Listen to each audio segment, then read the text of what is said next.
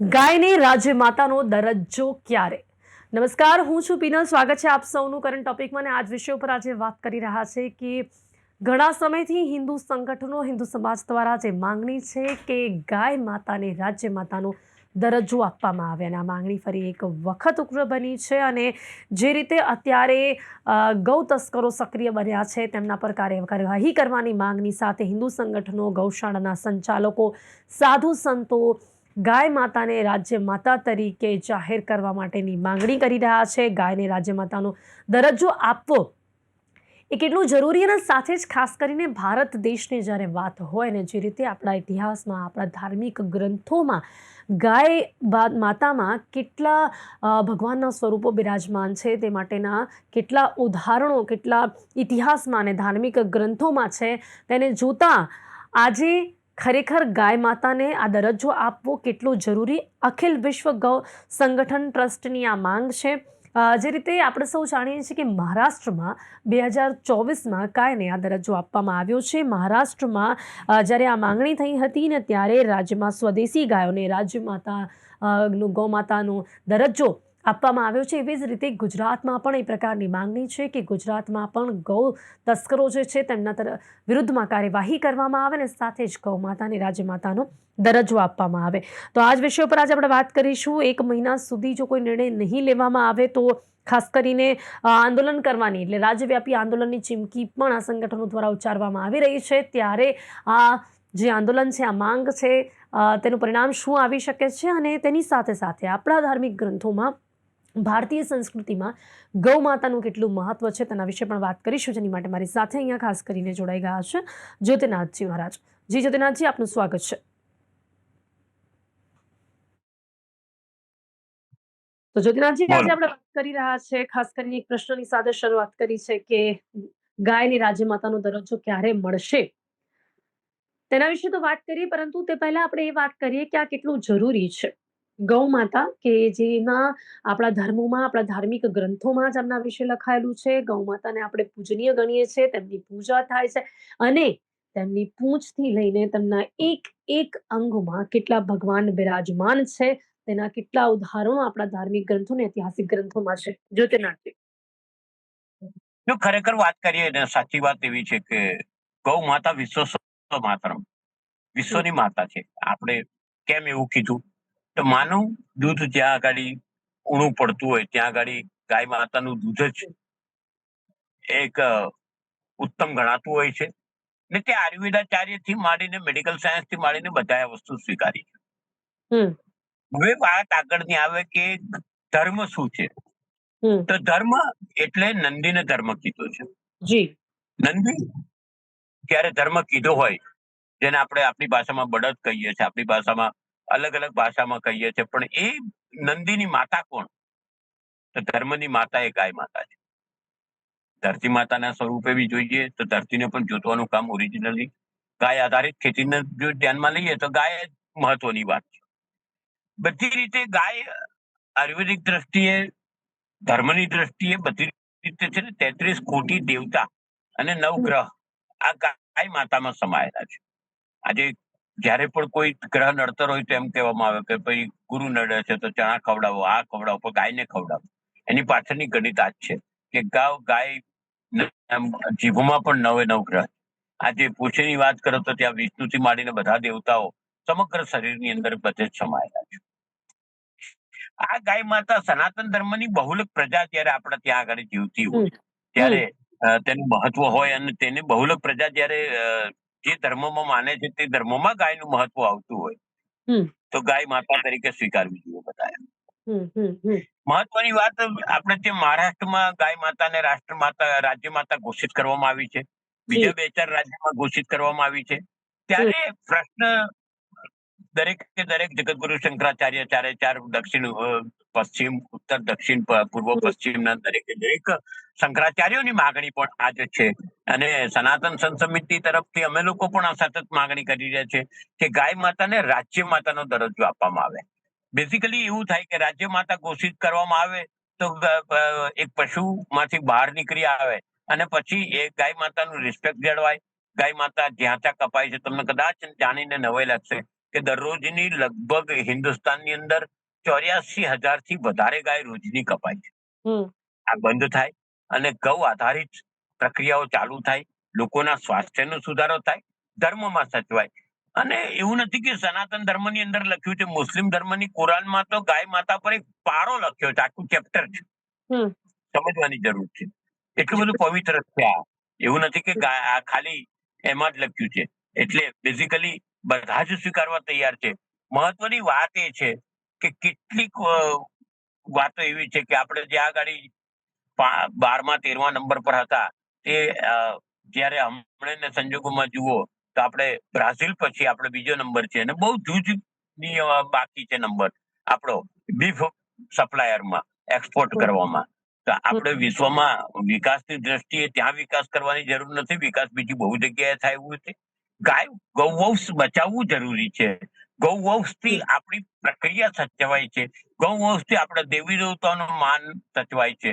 ગૌવંશથી બધું જ ઘણું બધું સચવાતું હોય ત્યારે આ ગાયને રાજ્ય માતાનો દરજ્જો આપવામાં આવે ને બધા રાજ્યો ડિક્લેર કરે તો સરવાળે રાષ્ટ્ર બિલકુલ, માતા ઘોષિત જગન્નાથજી, કરે. આપને શું લાગે છે કે જો આ દરજ્જો આપવામાં આવે તો અ, ચોક્કસથી આપણે અત્યારે તો ધાર્મિક વલણમાં વાત કરી રહ્યા છે, પરંતુ તે સિવાય પર્યાવરણ, ખેતી અને હિન્દુ સંસ્કૃતિને પણ કેટલો ફાયદો થશે જો ગાયને રાજ્યમાતા તરીકે જાહેર કરવામાં આવે? અને કદાચ એવું કહી શકાય કે તેનાથી ગુજરાતને, ખાસ કરીને આપણા ગુજરાતની વાત કરીએ તો તેને હિન્દુ ધર્મના કેપિટલ તરીકેના સ્થાનને પણ મજબૂત કરી શકાશે.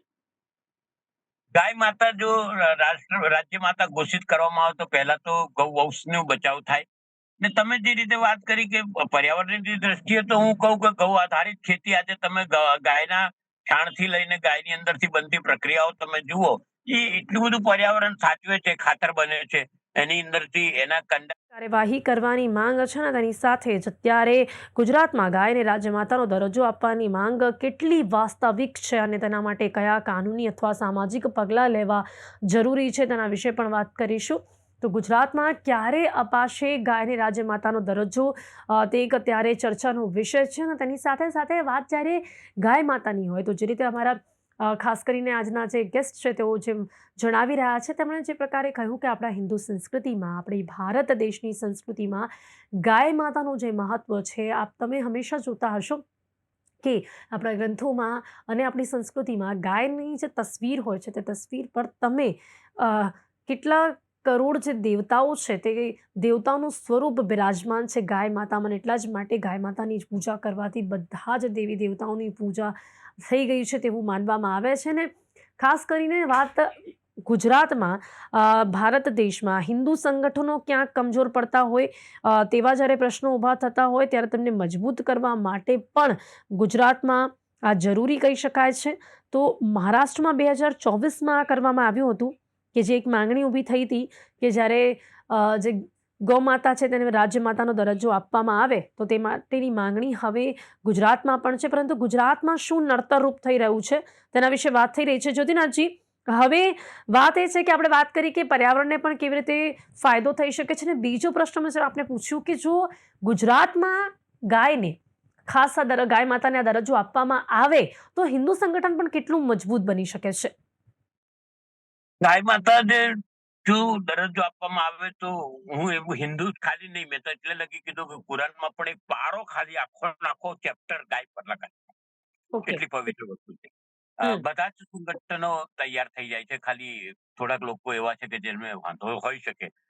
બાકી હું એમ માનું છું કે પર્યાવરણની દ્રષ્ટિએ વાત કરો કે તમે બીજી દ્રષ્ટિએ વાત કરો, ગાયને હંમેશા રાષ્ટ્રમાતા કે રાજ્યમાતા ઘોષિત કરવામાં આવે તો એનાથી ગાય વંશ બચે છે, દૂધનું ઉત્પાદન વધે છે અને આયુર્વેદિક દ્રષ્ટિથી માંડીને બધી જ દ્રષ્ટિથી અ, ફાયદો થાય છે. લોક કલ્યાણની વાતો કરું તો એ પણ ફાયદો થાય છે.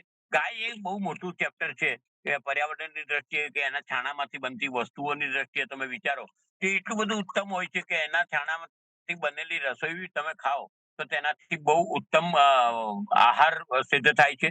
અને જીવનમાં દરેક જગ્યાએ ગાયથી ખાતર પણ બને છે. ગાયના છાણમાંથી અને તે ખાતર ઉત્તમ હોય છે. અને એટલી બધી દવાઓ બને છે. આયુર્વેદિક દ્રષ્ટિએ વિચારો, ધર્મની દ્રષ્ટિએ વિચારો તો જ્યારે 33 કોટી દેવતાઓને ત્યાં આગળ વાસ કરવામાં આવ્યો હોય, ત્યાં એવું કીધું હોય ત્યારે એ પ્રક્રિયા અલગ આખી થાય છે. અને તે જીવનની અંદર ધન્યતા બનશે અને સનાતન ધર્મના દરેક લોકોને એક ધર્મ પ્રત્યેની લાગણીઓ વધે છે.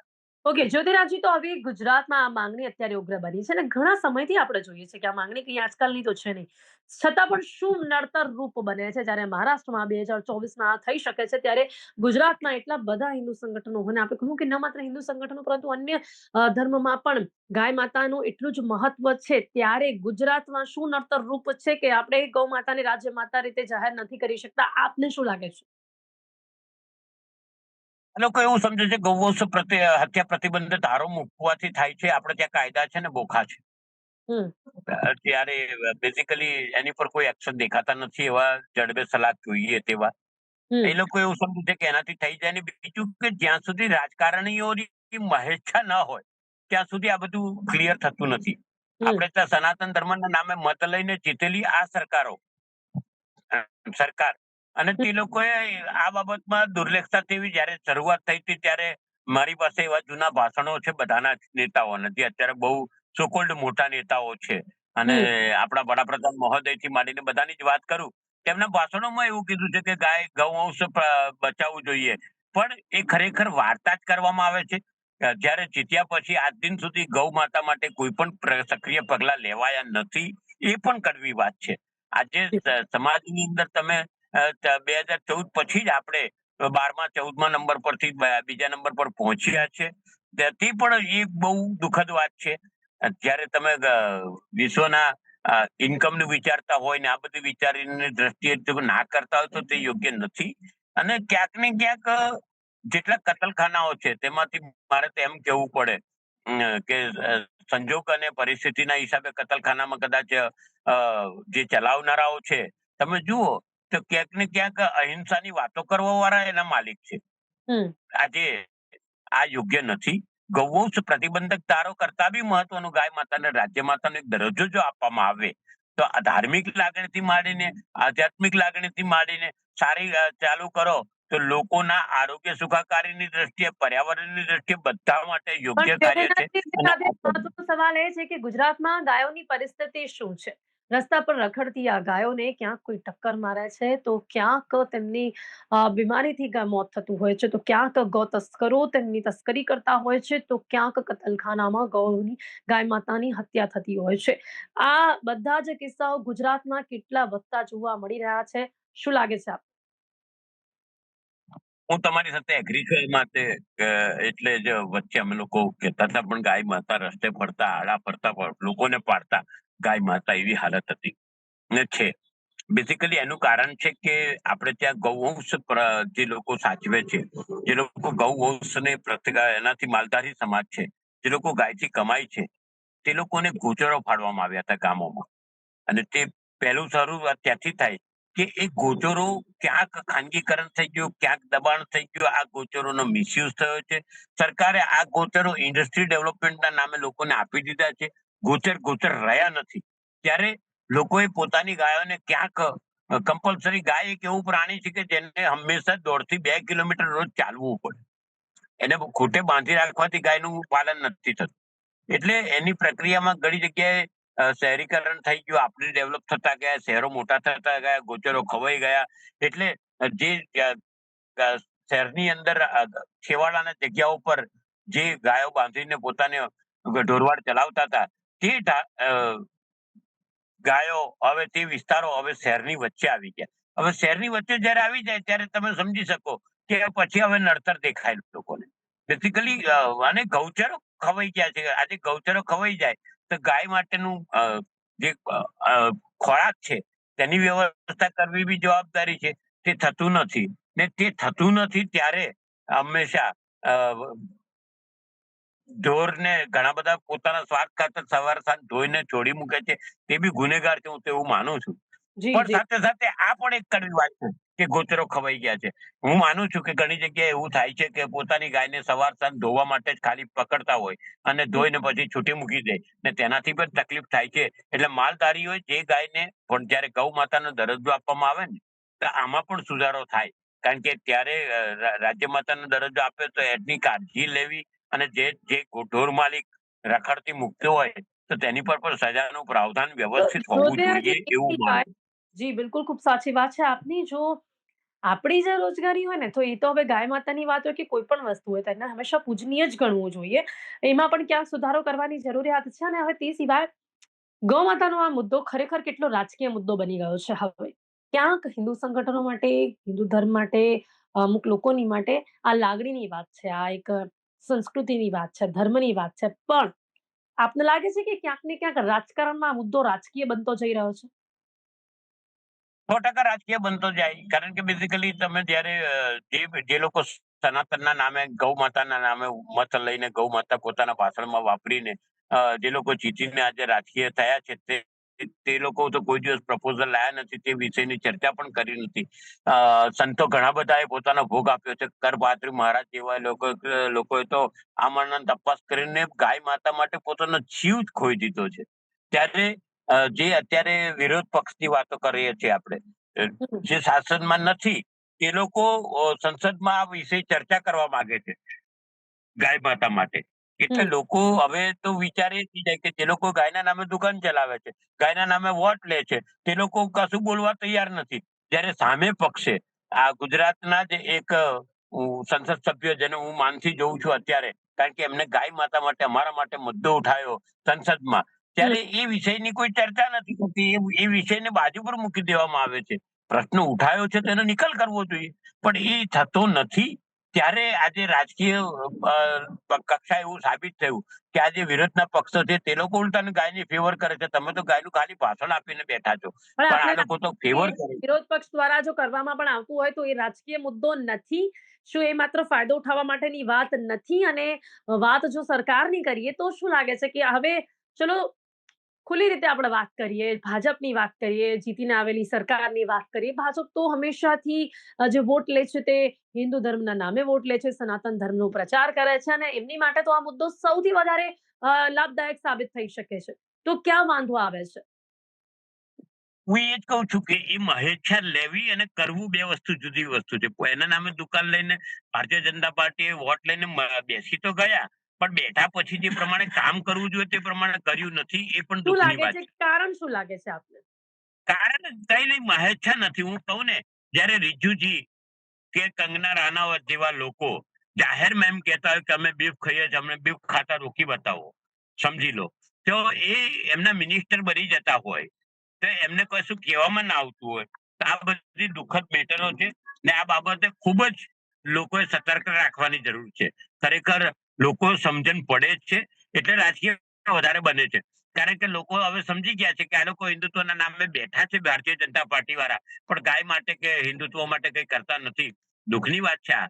ત્યારે લોકો જાગ્રત થાય એટલે રાજકીય મુદ્દો ખરેખર ન બનવો જોઈએ, છતાં બનતો જાય છે. આપણા ગુજરાતમાં કેટલા બધા હિન્દુ સંગઠનો સક્રિય છે, છતાં પણ કતલખાનાઓમાં ગાય માતાના કતલની ના આંકડાઓ કેમ વધી રહ્યા છે? આપણે તંત્રને અત્યારે મૂકી દઈએ નેવે, સરકારની વાત પણ મૂકી દઈએ, હિન્દુ સંગઠનોની વાત કરીએ, આટલી સક્રિયતા હોવા છતાં પણ કેમ આ વધી રહ્યું છે? જો બેન, એક વાત તને કહું તો કે અમે લોકો, હું આજથી વાત નથી કરતો, કેશુભાઈની સરકાર હતી ત્યારથી વાત કરું તો ત્યારે પણ મેં એવું જોયેલું છે કે જે ગૌરક્ષાની કામ કરતા હતા, લોકોને ગૌ વંશ બચાવવા માટે દોડતા હતા, તે છોકરાઓ પર પાસા થયેલી મને હમ. યાદ છે હજુ. દોડીને પાછા રિવોક કરાવેલી. એવા એવા મારી પાસે દક્ષિણ ગુજરાતના 15 કેસ હતા. ત્યાર પછીની વાત કરો તો અત્યારે પણ થોડો વખત પહેલા ને આપણા વડાપ્રધાન માનનીય શ્રી નરેન્દ્રભાઈ મોદીએ પણ એક વખત એવું બોલી ગયા છે ગૌરક્ષાની મેટરમાં, કે ગૌરક્ષાના નામે લોકો ગુંડાગીરી કરે છે. ખરેખર ગૌરક્ષા કરવા વાળા માણસો પોતાના જીવ પર ખેલીને ગૌવંશ બચાવતા હોય, ત્યારે એમને પ્રોત્સાહન આપવાની જગ્યાએ એમને આ સરકાર તરફથી ગુંડા કહેવામાં આવે, એ કેટલું વ્યાજબી છે. અને જ્યારે જ્યારે બી જોયું છે, અમે વચ્ચે બી અમે 2 ટ્રક પકડી હતી, અહીંયા ગાડી રાજકોટ પાસે ને એક વડોદરા પાસે, ત્યારે અમારી પર કેસ થયા હતા. જ્યારે થવા જોઈએ ગૌવંશ પર કેસ, ઓકે. ગૌવંશને લઈ જનાર જે માણસ. અંતિમ સવાલ ચોક્કસથી આ બધું જ જોવા મળી રહ્યું છે, પણ હવે જે માંગણી અત્યારે કરવામાં આવી રહી છે, રાજ્યવ્યાપી આંદોલનની ચીમકી છે, શું લાગે છે આ વખતે આ માંગણીને સ્વીકારવા પર કોઈ વાતચીત કે કોઈ ચર્ચા થઈ શકે છે? શું લાગે છે ગુજરાતમાં મહારાષ્ટ્રની જેમ આ નિર્ણય લેવામાં આવી શકે છે અત્યારની સક્રિયતા જોતા?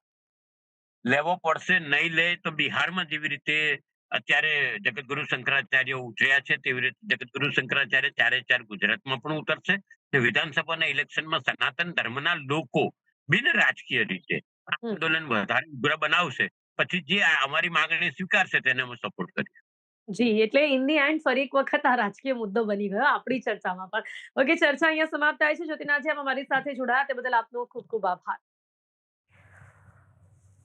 તો ગાય માતાને રાજમાતાનો દરજ્જો ક્યારે? હવે આ વાત ખરેખર એક લાગણી છે કે પછી એક જીદ છે કે પછી એક જરૂરિયાત છે કે પછી રાજકીય મુદ્દો છે?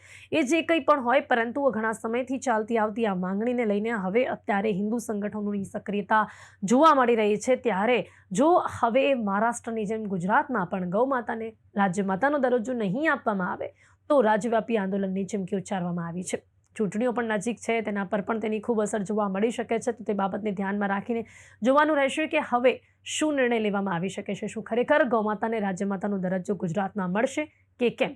કરંટ ટોપિકમાં અત્યારે બસ આટલું જ. ફરીથી મળીશું નવા વિષયની સાથે. ત્યાં સુધી રજા આપશો. નમસ્કાર.